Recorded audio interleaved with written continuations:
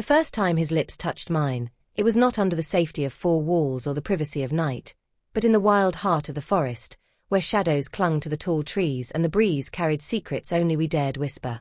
His kiss was hesitant at first, like a question, then deepened with a hunger that mirrored my own. My hands trembled as I held his face, and the sound of our breaths tangled with the rustle of leaves. I had told myself 1,000 times that I wouldn't give in. I was older, married, supposed to know better. But the forest, our forest, had a way of stripping me of my logic. Out there, away from prying eyes, I wasn't a wife bound by vows. I wasn't the woman people expected me to be. I was simply a woman with a heart on fire, standing in front of a younger man who made me feel alive again. He pressed me gently against the rough bark of an old oak, his body firm and warm against mine. I gasped when his hands found mine, fingers entwining, grounding me even as my world spun. I should have stepped back, but instead, I leaned into him, breathing him in, letting the temptation I'd resisted for weeks finally consume me. His name was Daniel. 22. My tenant. My mistake, at least, that's what I had called him in my head when I first noticed the way he looked at me. At 30, I told myself I was past that sort of thing, too grounded to be swayed by a pair of green eyes and a crooked smile. But the way he laughed, the way he lingered when I spoke, the way he seemed to look through me as if he could see the emptiness I carried inside, it all chipped away at my resolve until only longing remained. That evening in the forest, when the setting sun painted streaks of orange through the canopy, all my excuses dissolved. I kissed him back, fiercely, desperately, as if that kiss were the only thing keeping me alive. His lips tasted of youth and unspoken promises, of nights we hadn't yet stolen and sins we hadn't yet confessed. "Do you know how long I've wanted this?" he whispered against my skin, his voice low, roughened by desire.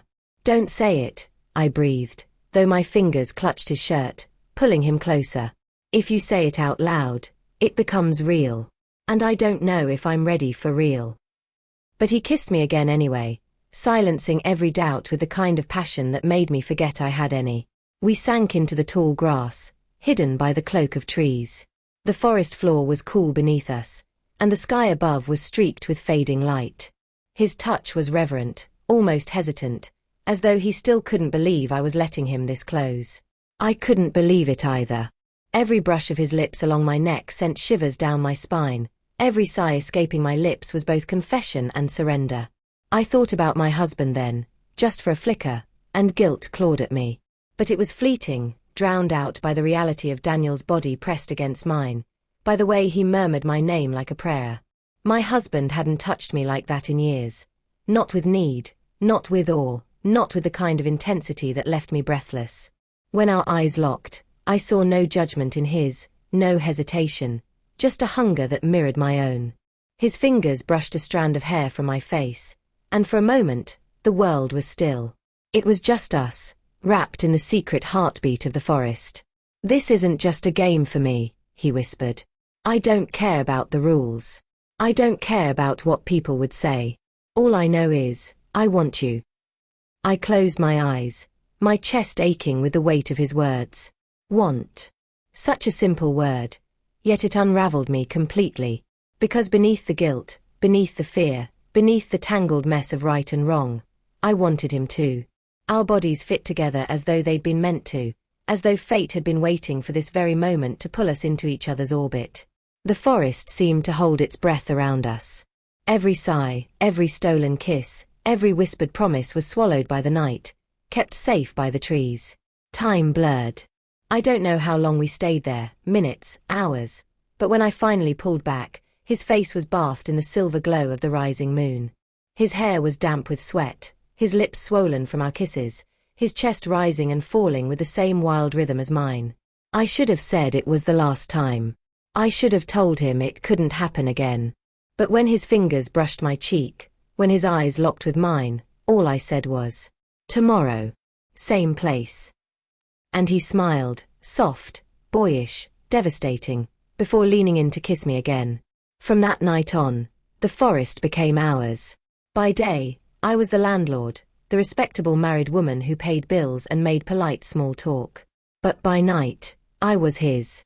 We met beneath the trees, our bodies and hearts tangled in a secret we couldn't confess to anyone else. Every stolen moment was both a risk and a salvation. The guilt never left me. Not fully. There were mornings I'd look at my husband across the breakfast table, his face buried in his phone, his words distracted and perfunctory, and wonder what he'd say if he knew. There were nights I lay awake, torn between the life I had and the life I was creating in secret. But whenever I thought of ending it, of walking away from Daniel, the memory of his touch haunted me, his voice whispering my name in the dark, pulling me back again and again. The forest saw it all. The first time he whispered he loved me, the nights we clung to each other as though the world outside didn't exist, the mornings we parted reluctantly, our clothes wrinkled and our hearts raw. Love, I learned, doesn't always follow the rules. It doesn't always wait for the right time, the right place, the right circumstances. Sometimes it crashes into you like a storm, wild and destructive, but also breathtakingly beautiful.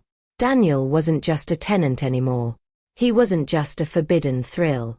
He was the secret I carried in my chest, the fire that warmed me even in the coldest moments of my marriage. And though I knew the affair couldn't last forever, that secrets always find their way into the light, I also knew one truth I couldn't deny. The forest had given me more than a place to hide. It had given me love. A love I couldn't resist, a love that was as dangerous as it was undeniable. And when desire found us among the trees, it changed me forever.